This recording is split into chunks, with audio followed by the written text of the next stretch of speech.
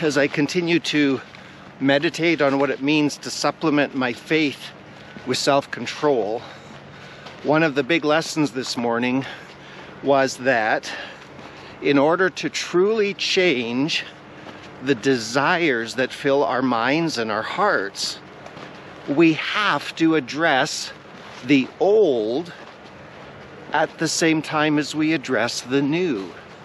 In other words, we can't keep on thinking old thoughts or desiring old things and then try to add to that. I'm going to think new thoughts and I'm going to desire new things. God, in a sense, if you've ever heard this with New Year's resolutions, out with the old, in with the new, that's the way God works. It's a replacement policy. In fact, my wife likes to do that, where if we're garage sailing and I show her something I want to buy for my shop or my office, she says, "So what will you be getting rid of?" Because she knows I have too much clutter.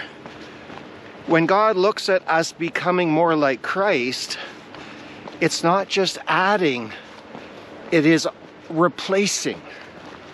And I want to share a scripture where Paul makes this very clear that we have to get rid of the old in order to replace it with the new.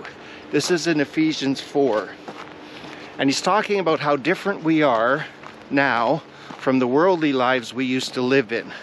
And he says that what we were taught, which is totally different than what the world is taught, we've been taught to put off your old self, which belongs to your former manner of life and is corrupt through deceitful desires. A lot of Christians skip this step.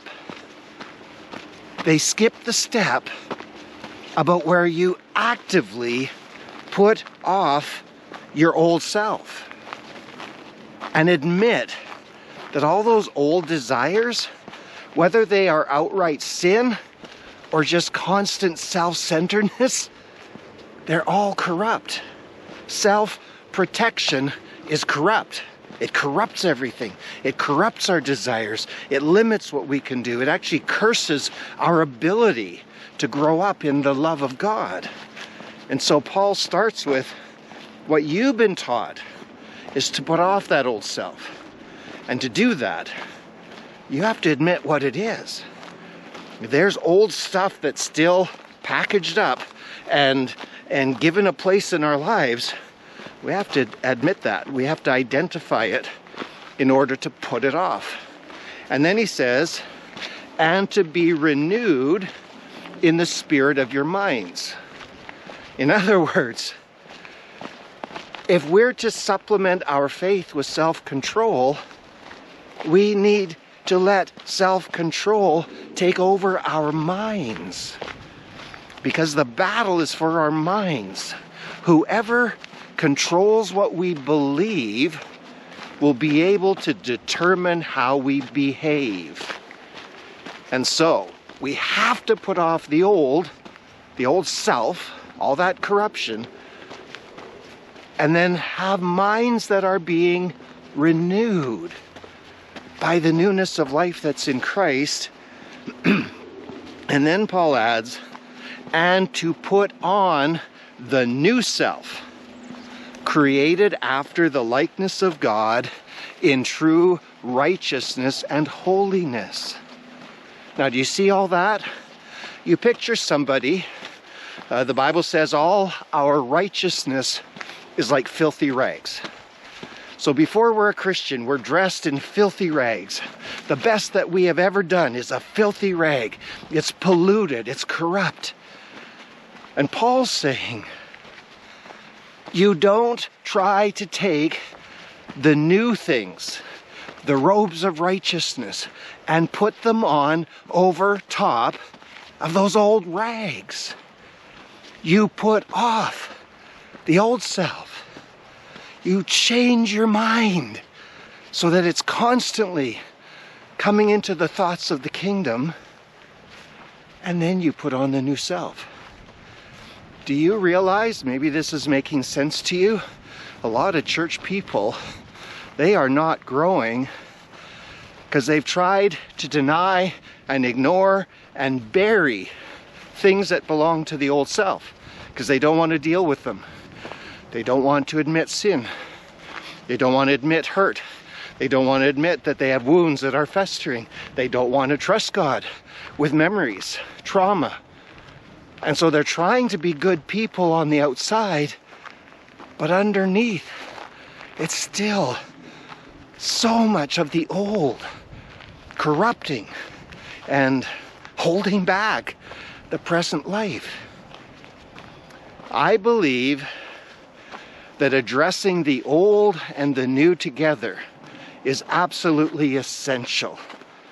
Picture it like inviting Jesus into that back room where our self-protection has put all our hurts and heartaches and our sins and our guilt, our shame, our fear, and opening that door by faith and telling Jesus, come in.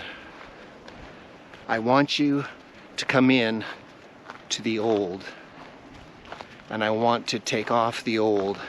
I want to put away the old. I want to get rid of the old. I need you, Jesus, to take hold of this and help me to put it off. And I want that whole room cleaned out so that I can start adding the thoughts of the kingdom, the realities of the love of God. I want to grow in that. I'm sharing this simply because a lot of Christians are struggling by trying to add the new without getting rid of the old. And I'm saying the way we get to know Jesus in getting rid of the old is not only absolutely essential, but it's the way we get to know him as the Savior who heals the brokenhearted and binds up our wounds. How can we ever get to know him like that if we're always covering up our wounds with the filthy bandages of self-righteousness, trying to be good? We need to get to know the Savior and let him transform us as we receive him into our minds, into our hearts, and we put off that old self. And with him, we put on the new self, and guess what? The new self is already created after the likeness of God in true righteousness and holiness. If we get rid of the junk underneath that, then that part of us, that new self, will just love to grow up to be like Jesus.